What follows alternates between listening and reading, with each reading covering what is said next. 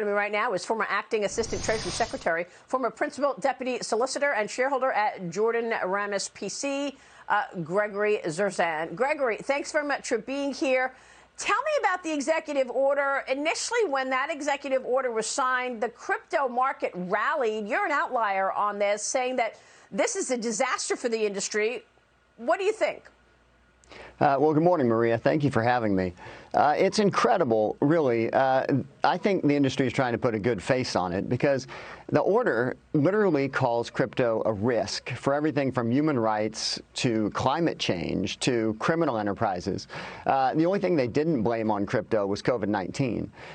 The unfortunate thing about the order is instead of saying, look, crypto should be allowed to flourish here in the United States, it takes a top-down, government-run approach that asks every federal department from the EPA to the Department of Justice to Homeland Security to figure out how they can regulate crypto. That's not a pathway to innovation.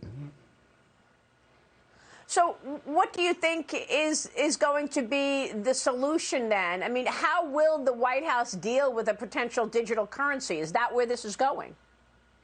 Well, you know, I think the issue of creating a U.S. digital dollar is a fascinating one because it highlights a real conflict within the Democratic Party between the progressives and the more centrist or mainline Democrats. The challenge with a digital currency is if the U.S. tried to do a Bitcoin-like distributed ledger cryptocurrency, the U.S. would either get great fiscal discipline or more likely eventually go bankrupt. So I don't think we're going to see a digital dollar anytime in the near future.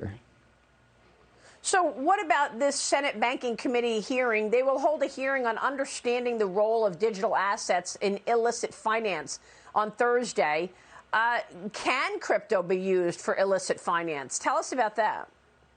Well, thanks. You know, one of my great fears is that this idea that crypto can be used to evade sanctions is really a stalking horse for regulation generally.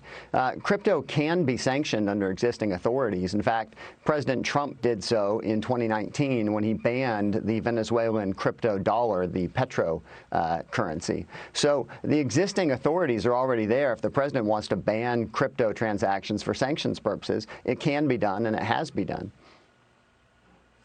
And the EU vote to ban Bitcoin yesterday failed. Your reaction, Greg?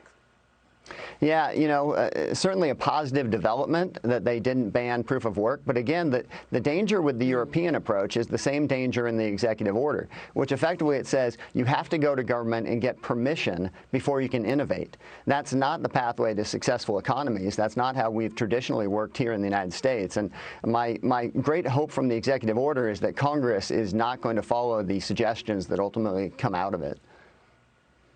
And what are your thoughts on owning crypto, having said all of that?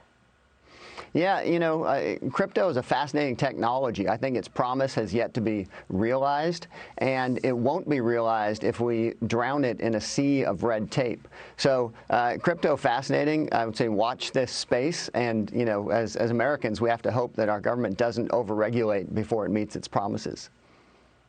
Now, I'm with Steve Forbes today. Jump in here, Steve. Gregory, you make the point that it's not just about currency with the whole cryptocurrency thing, but it also facilitates individuals, knocking out the middleman for financial services, retail, search, social networking, and the like. Quickly walk us through how this empowers individuals, and that's the real promise, not just using it for currencies. Yeah, thank you, Steve. Well, you know, the great thing about cryptocurrency is most people are familiar with Bitcoin as a payment system.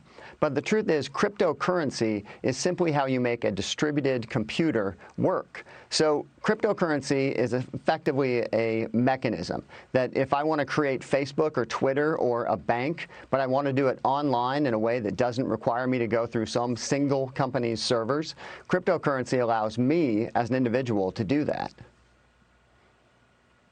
All right, Greg, great to get your instincts on all of this. Thanks very much, Greg Zerzan, for joining us this morning on crypto. We'll see you soon, Gregory. Thank you. Thank you.